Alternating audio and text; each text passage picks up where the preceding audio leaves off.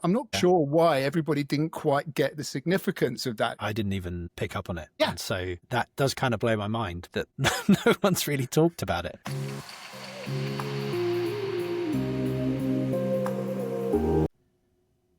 All right, I think we're live. Raal, welcome to Undocked.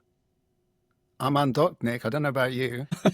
I'm fully undocked, but actually, as you say that out loud, it sounds It does sound a little slightly kinky. naughty connotations. It sounds a little kinky, but then this whole kind of enterprise is a little bit strange. So let's get straight into this. This idea was like a week old, and here we are. This is So once again, welcome to Undocked. Yeah, well, we were having drinks last week at Norrshipping on the Christian Radich at the Inmarsat party, so we can either blame or thank Inmarsat for the fact that this exists. And I think we agreed that what the shipping industry really lacked was the opinions of two white middle-class men. And so it made sense. It made sense to start a podcast. Absolutely. Why should we be left out? That's it. That's the message here. But I mean, in all seriousness, I think, there's room and space for everyone. That's the whole kind of idea of this format, I think. But we have a lot of, we meet up in various locations over the years, and we normally find time to discuss things together. And so this is really our attempt to sort of share our ramblings and musings, perhaps more publicly. And we'll see what trouble that gets us into as we go. Very much looking forward to it. Yeah, good. Well, in that case, Raal, what have you got this week? Well, I think, obviously last week was a treasure trove, wasn't it, really? Kind of being out in Norway and Norrshipping. I'm not a huge veteran of Norrshipping. I think I've done 2 previously. And I'll be honest, it's not my favorite one in the Maritime calendar normally. I normally find it a little bit too technical, much, too much sort of, focus on the sort of this kind of away from my core area, maybe. But I have to say, I thought last week was fantastic. I really, so much energy, so many things, so many topics as we're going to get into and talk about. But I think there is one theme that I think has connected all of my Norrshipping experiences, and that's the first thing I want to get to. And that is that Norway is really the place to really replenish your kind of optimism batteries about decarbonisation and around there being a sort of a viable future for the planet, which doesn't always kind of, there are, as you go around the world and you connect into sort of various events, you can find yourself coming up against sort of more cynical conversations. And Norway always seems to come through, and I think I was privileged to be at the high level meeting that was shaping the future of shipping meeting, and various government officials, representatives from industry really talking about this. And I think we see some really strong commitment, some really strong and firm belief that it is achievable and that we will manage to reach those goals. Certainly IMO MEPC 83, massive kind of step forward. You would expect that to really dominate a lot of the discussion. But I think widely welcomed as being like sort of, a leveling of the playing field, and really start to see some of those early adopters in Norway getting some reward for being those first movers and for really putting their money where their mouth is. When I was at Norrshipping 2 years ago, I was sat in a decarbonisation seminar next to a Texan. And I just had this wonderful sense of the dissonance between the kind of Norwegian Nordic point of view on where we're going on decarbonisation, and then the very, very Texan point of view as I was chatting to the guy about where he thinks it's going and what he thinks is practical and possible. I think that's one of the wonderful things about the industry generally, is that you have these like often diametrically opposed views, and you can get people together around the world to talk these issues through. But I agree. I thought it was a really high energy week this last week, and it's been really exciting to see the level of optimism on the decarb front. But to your point as well, Nick, I mean, not only are there sort of different viewpoints out there and different people coming out from different angles, it's also swinging like a pendulum. And I think this is going to be something that we can talk about in the course of today, of just like, because I think I really want to zoom on that perhaps with a couple of examples a bit later on of how fast things are moving and how quickly positions are changing and readjusting, and small things are making sort of really big differences. But I think one of coming back to the session on the Monday there, I think we really, Øystein from Odfjell, their chief sustainability officer, he spoke at that session, and I think we have to talk about Odfjell with what they've done. He was keen to sort of share some of that with it, but with the first near carbon neutral voyage across the Atlantic with a combination of wind power and biofuels. this huge story, surely, in terms of like, I think that this has actually met the standard that we'll be looking to do. Wow. Let me have a look. I think I kind of did write it down. It meets the 2050 Fuel EU Maritime GHG intensity targets. Wow. This is mind-blowing. I was actually chatting with Lawrence Oddfeld, the chairman on the Monday evening. We were at the Williamson party, and I said to him, I'm kind of flabbergasted, really, that this wasn't kind of massive sort of front-page news. And I'm not quite sure why everybody didn't quite get the significance of that. We're all sitting there talking about whether this is viable, whether we can do it. And they've done it. I mean, I must admit, until you put it in the notes here, I didn't even pick up on it. Yeah. And so that does kind of blow my mind that A, it's been possible, B, it's been done, and C, that no one's really talked about it. Well, you could imagine that they might feel slightly like, like, hang on a minute, we just made we just did it, and I think, so I think, they're always out there. They're always, and this is a crowded field in Norway, by the way. There isn't time, and I don't have the competence to talk about all the different organizations that are doing and leading on this. There's, names I could mention, but I think they stand out, one, for having been the first to have done this, but two, to very consistently, extremely committed. And Oystein, by the way, was a presence throughout the week. I saw him sort of, speaking at a few things, and I think it's really kind of interesting, the work that they're doing. So I think that was, that was really impressive. And I think I'm right in saying that I think that the technology that they used there as well, that was, I think you were talking to some of those people in that fantastic, and I have to shout that out to you as my partner on this. Fantastic initiative of you interviewing. How many people did you interview in the course of the week? With your little I set a target of 50. I managed to get 31. Yeah, if you're going to 31. 31. Yeah, if you're going to do something, you may as well go with some intensity. Well, that's quite a stretch target. If only to find 31 people who would be your cameraman.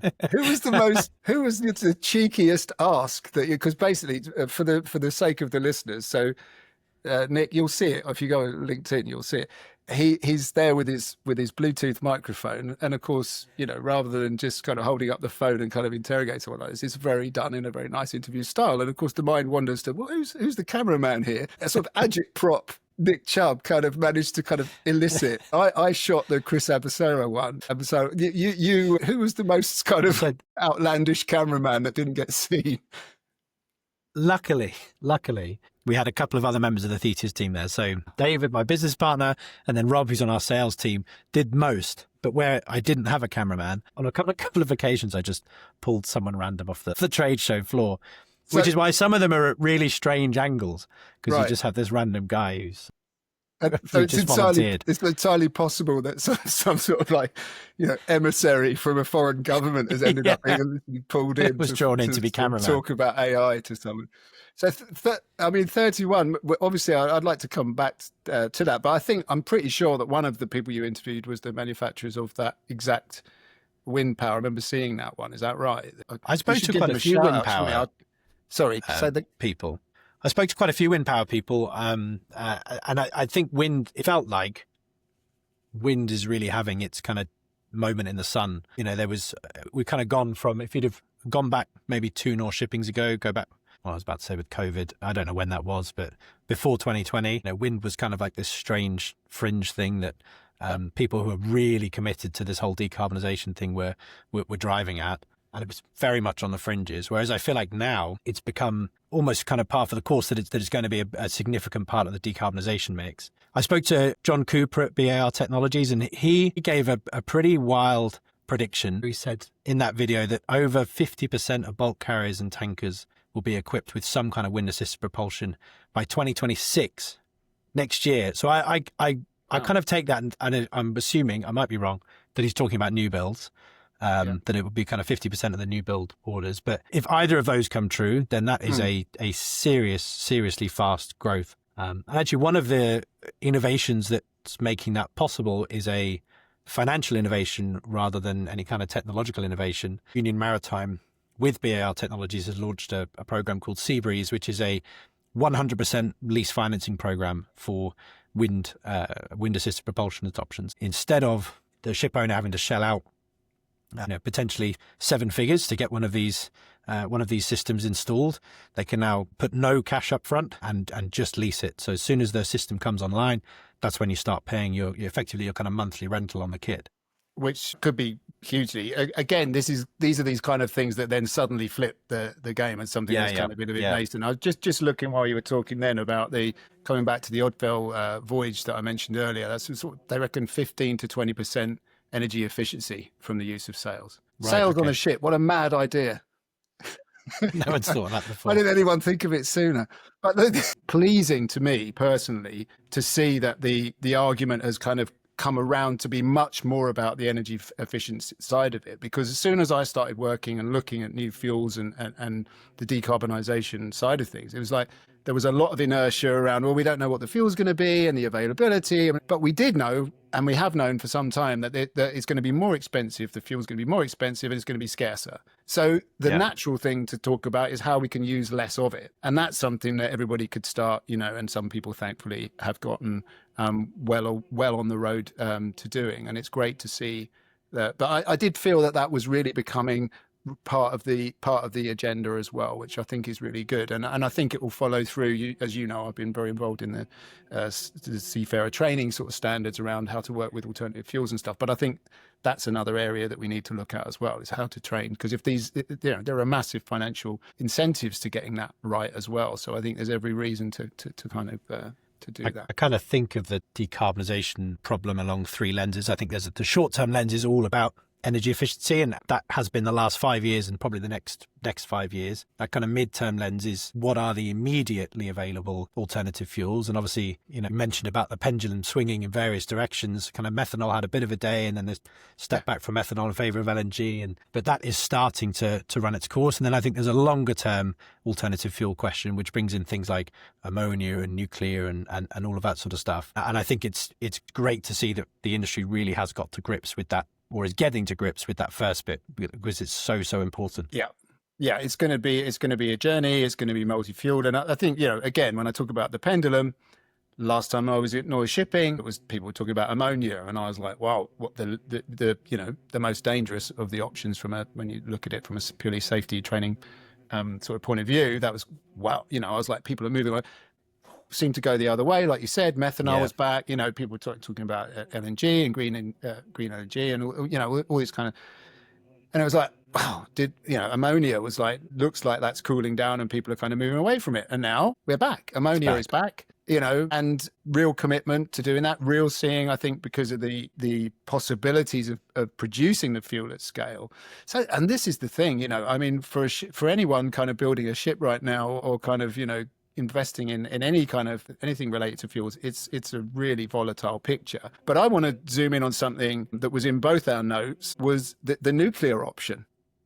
Yeah. So let's talk about nuclear, because I mentioned I'll talk a little bit more about the Trade Winds Forum, but that was as you might expect me to talk about LR a little bit, but the LR Lloyd's Register did their piece on decarbonisation, sort of, looking at saying there's no path to 2050 that doesn't involve, that was the question they were posing, is there a path to 2050 that doesn't involve nuclear? So what's your take on that? Because again, that's something that's kind of been bubbling up. But I really noticed that's sort of like suddenly on lots of people's radar, lots of working streams on that, lots of people kind of really looking and considering that. What's your view on that? I think every alternative fuel comes up against the same issue, and that it is just an energy density problem, or it's that it emits serious amounts of CO2. So like there is no good answer. The kind of magic bullet potentially there is nuclear.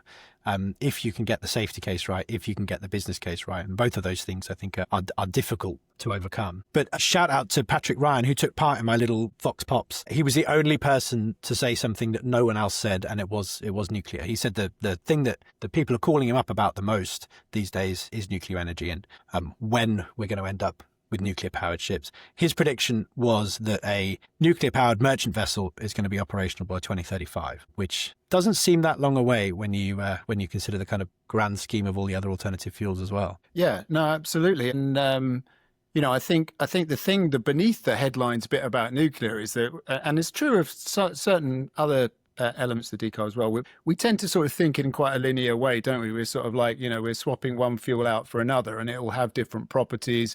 but it's basically we swap, HFO bunkering for ammonia bunkering. These are the kind of like, and I'm sort of, I'm not getting into complexities there. I'm sure we'll have lots of people writing in and tell me I'm an idiot. But of course, there's lots of, safety issues around that and, all sorts of infrastructural things. But mentally, we're going, right, there's a fuel and it's stored on the board the ship. And then, nuclear really just kind of completely changes that. And this is what I mean about some of the areas where that pendulum is swinging and now what, the idea that there's no bunkering with a nuclear ship. And then you start going, well, what does that mean for the whole kind of supply chain and the way that works? That's kind of like, it's difficult to get your head around what that means for the engineering profession, what that means for, and these are the kind of big seismic shifts that could make major changes to the way things operate. And that's what I find fascinating at the moment. There's just so many different things that if this, then that. And again, there's that sort of, you've got to get out of the headspace that all of us have perhaps been in for a very long time, because what's the problem with nuclear? Where you go, well, even if they can make it really safe, really efficient, affordable, etc., are any ports going to be comfortable letting nuclear ships come into port? And you go, well, yes, there's a big political dimension to that. Can we kind of convince the public, etc., etc.? But then you think someone starts talking to you about floating terminals, and you go, well, hang on a minute. Interesting.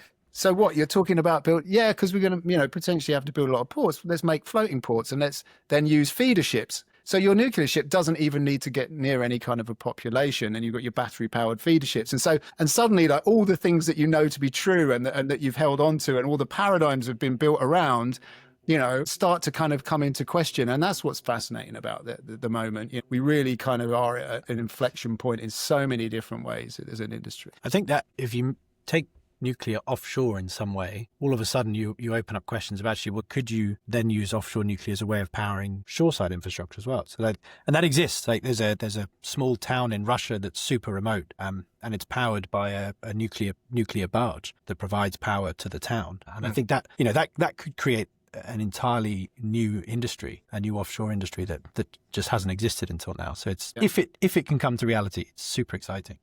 Yeah, but I think the thing for me is like we were both as well together in Dubai, and I don't know if you saw the session that I was moderating, a session that was on sort of more about ships to carry the fuel of the future and stuff, and there was a chap on there with me who said, I want to get everybody's kind of attention around final investment decision. It's all talk until the final investment decision, and that's kind of like why I'm looking at nuclear in a different way now, because I can see people are starting to make those investments. They are starting to whether it's research projects, whether it's kind of putting people in place to kind of work on in forums and to learn and understand. There are people backing that as something of interest. Some of our clients are building in retrofit to new alternative fuels into the long-term budget for a ship that's on the order book. So they're ordering LNG today, and that might be delivered in 3, 4, 5 years' time.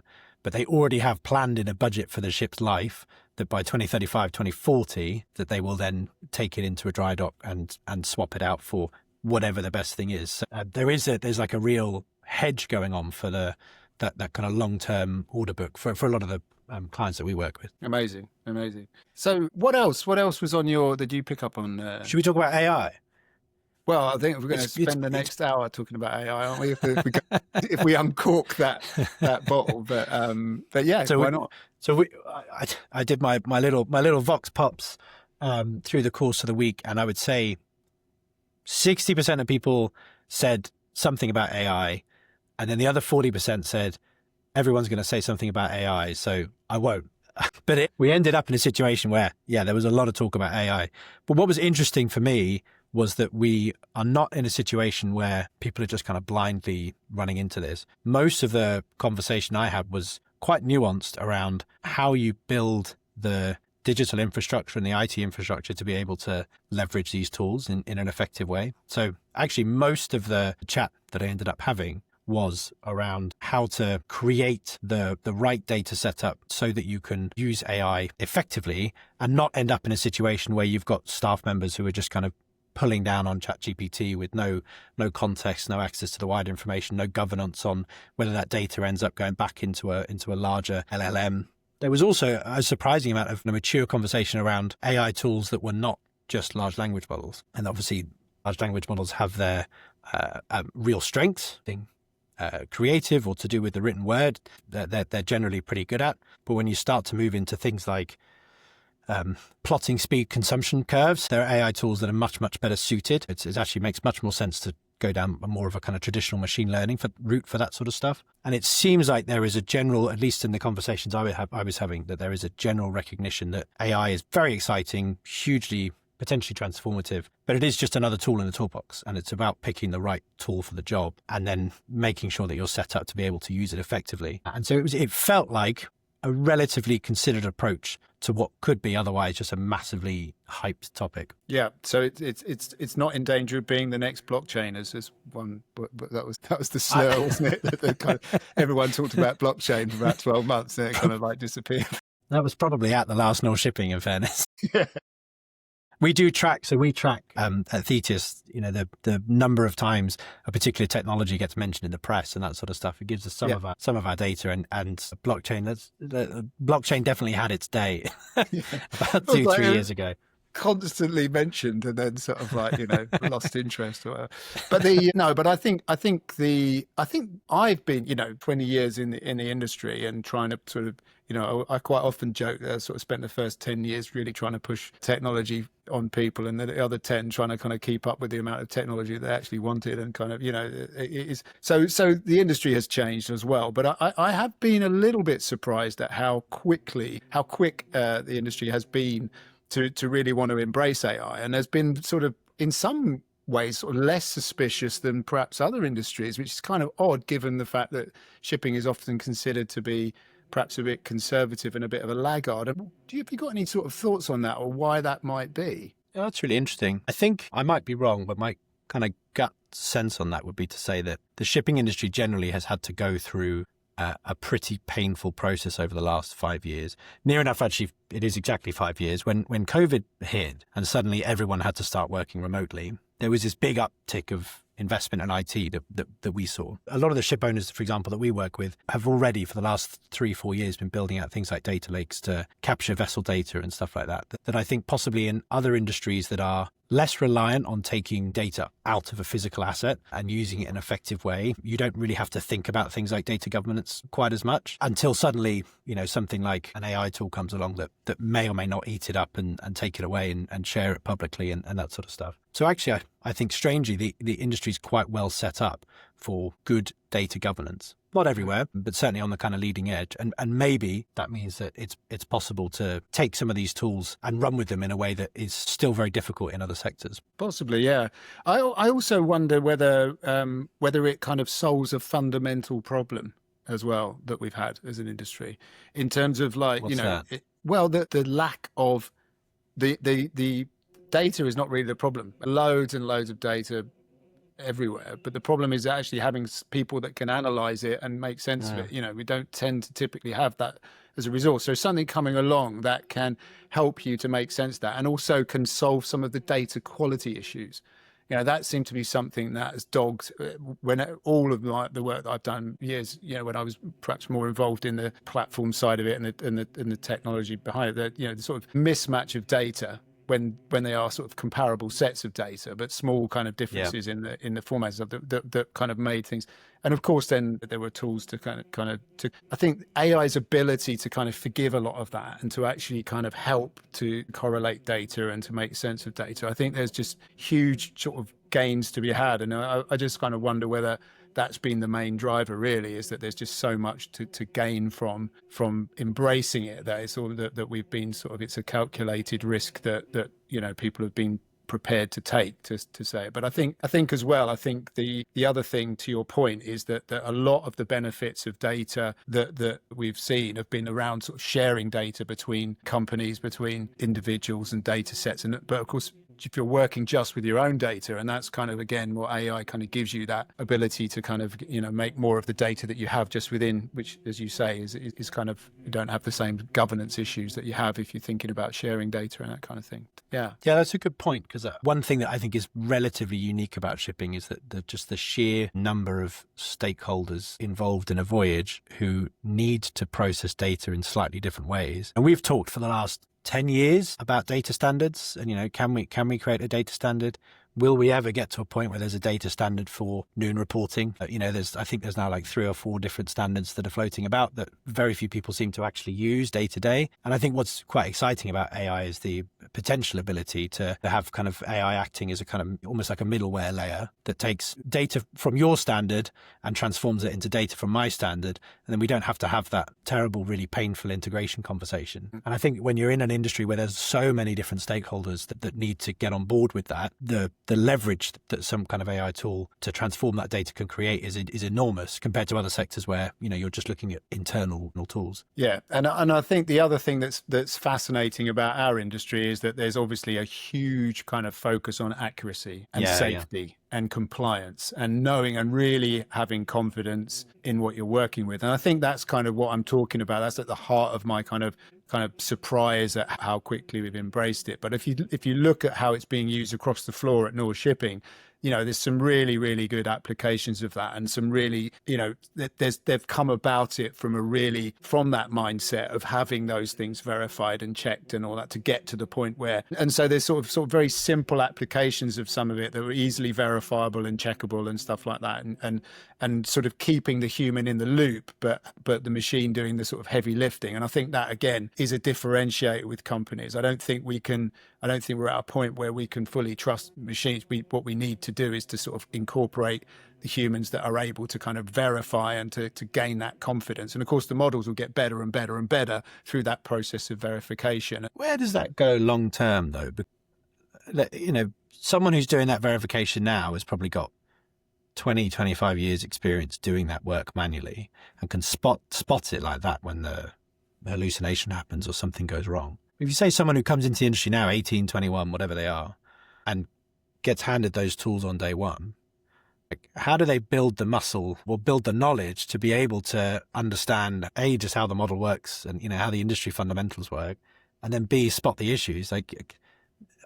There's almost like a long tail 10, 15 years out where that could become problematic. But maybe the AI gets so good that it doesn't matter.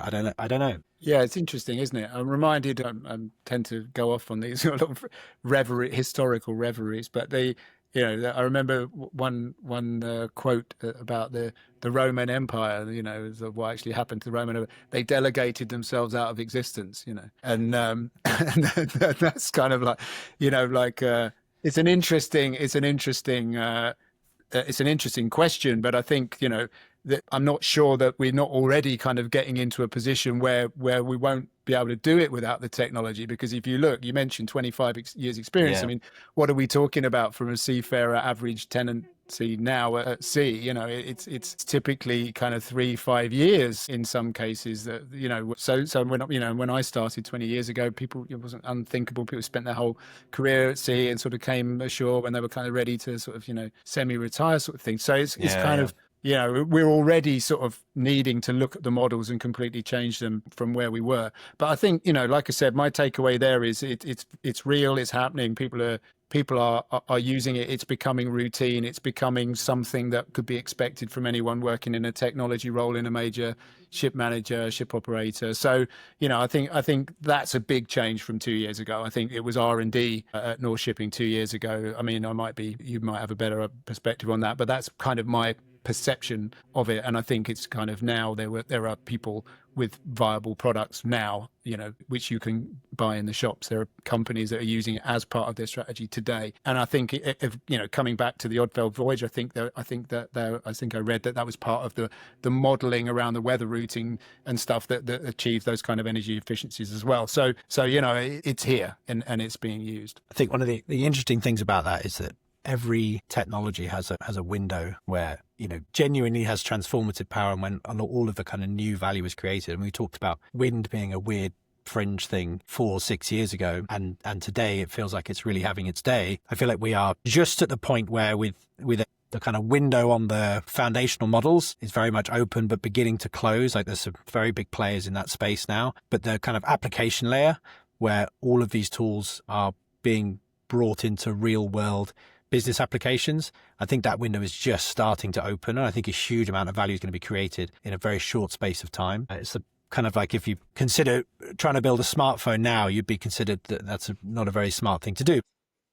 The kind of window for that was 2005 to 2015. All of the value in these kind of devices was created in that like 10-year period. And I think we're just at the beginning of that for AI, which is super exciting. You know, and the pace of it, it's very hard to see when that runs out of road, really. Where are the limits to this? Because it's going way faster than I could possibly have anticipated. Do you want to hear one other sector that's also having a bit of a day in the sun?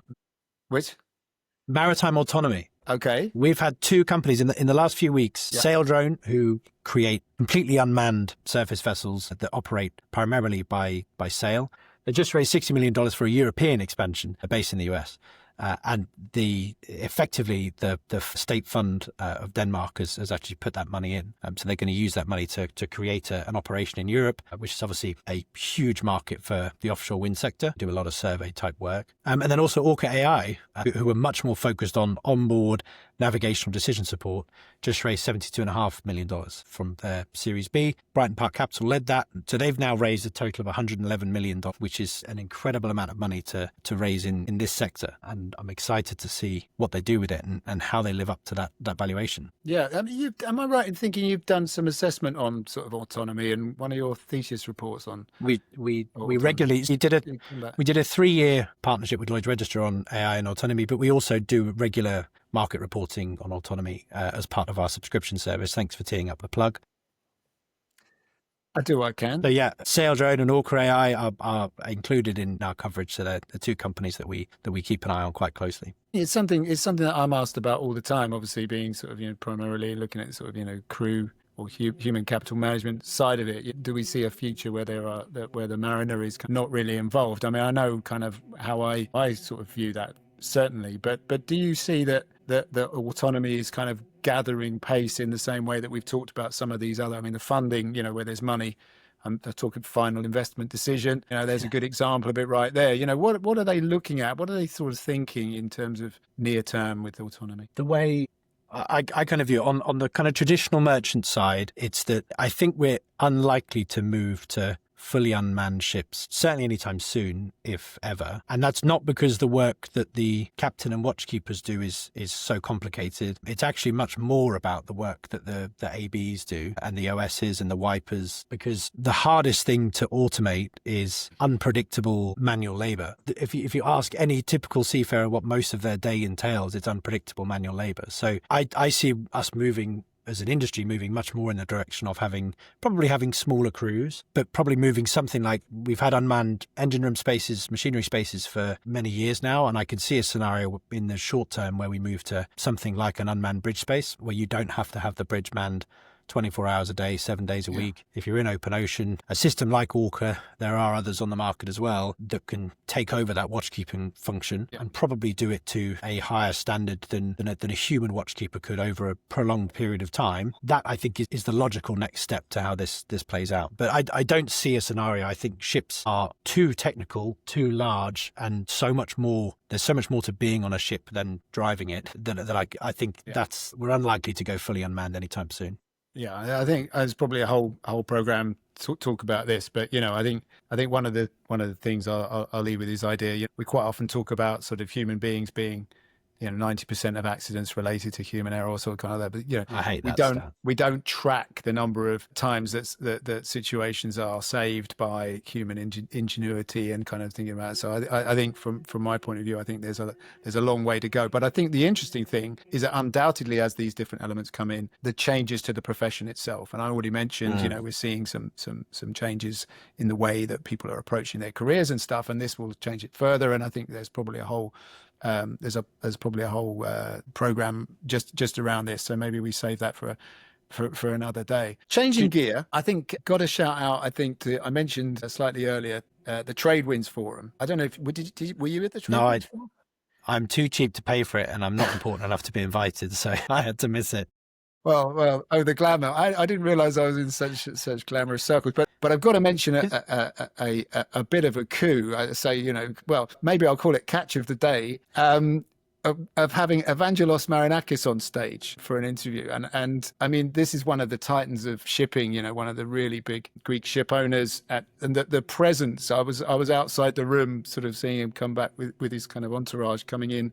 And it was one of those that I have seen him before at one of his parties, across the room sort of thing. But, you feel the kind of magnetic pull of these personalities. And so to get him on the stage, I don't know how. I've certainly never seen him take a stage at any other forum. So I'm not sure how much of a coup, but certainly to me, it seemed like a massive coup to get him on stage for this kind of fireside chat. And I think that one of the things that really amused me was kind of like, when you talk about kind of the convergence of all these different things, but like, having someone who's not only the biggest ship owners in the world, but also owns two kind of leading football clubs, and Julian Bray, editor of Trade Winds, managed to get him to relay to give us the scoop, really, the story, which I remember seeing on Match of the Day, where he'd kind of gone on the pitch at the end of the match. I think they were playing Ipswich, I think, and their Champions League possibility at that point, and the match had not gone well, and he went on the pitch and he explained the story to Julian Bray about this,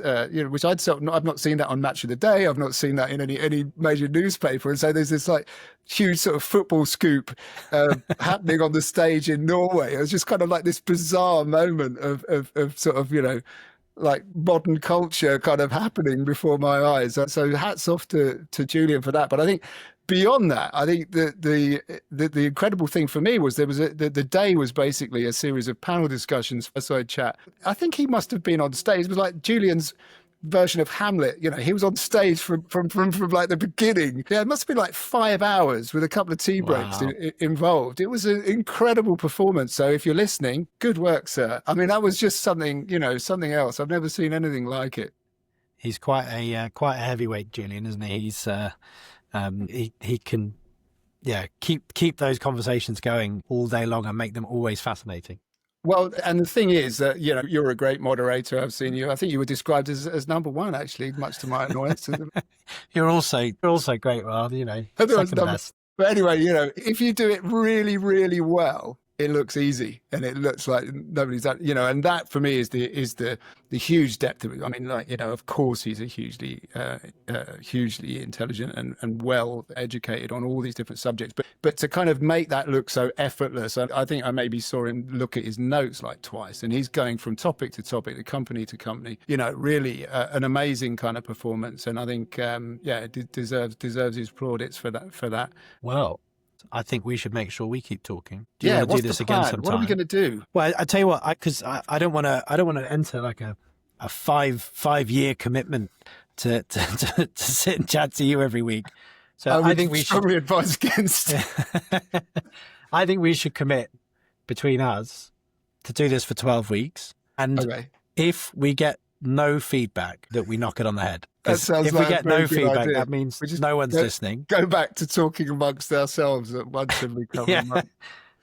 If though you've enjoyed this conversation and you want us to keep making them, then please give us some feedback. Good, bad, or ugly. Find a way to reach us. Message us on LinkedIn or socials, or leave a review, or hit the subscribe button wherever you're listening. I was going to say, I think the parlance is to hit the like or subscribe button. That's how you do it. But if we don't get any feedback, if we just feel like we're shouting into the void, I think we'll knock it on the head pretty quickly. Yeah, that would certainly be. But also as well, I think one of the other things we talked about was, getting some of the other people that we occasionally rope into these kind of meandering chats and involved. So maybe we'll open it up a little bit as well and get a few other perspectives in. But clearly, one last kind of thought on my mind, if we think about like doing more of these, I think one of the things is obviously last week, we had a huge amount of material to work with, and we can't always guarantee that there'll be that much going on. So I would very much welcome tips from anybody listening on little things that they think that we should talk about and draw our attention to, because that will certainly help guard against us having to get together in Norway every time we want to do anything. And I quite like the sound of that, actually. Yeah, there are worse things to do. That's a very good point. We've probably used, we have used up all of our material. So But the we've difficult now got second nothing to talk album. about. The difficult second album. Yeah, so please send us ideas, tips. Also, if you think there's someone that we should have on to interview, then absolutely send us their name and why you think we should have them on. We're definitely keen to build up a bit of a pipeline of the most interesting people in the industry who are really going out and setting trends. With that, we should have I something. think that's the pod. Yeah, we should have something at the end, like, stay classy, San Diego, or the equivalent of that. But yeah, we'll work on that for next time.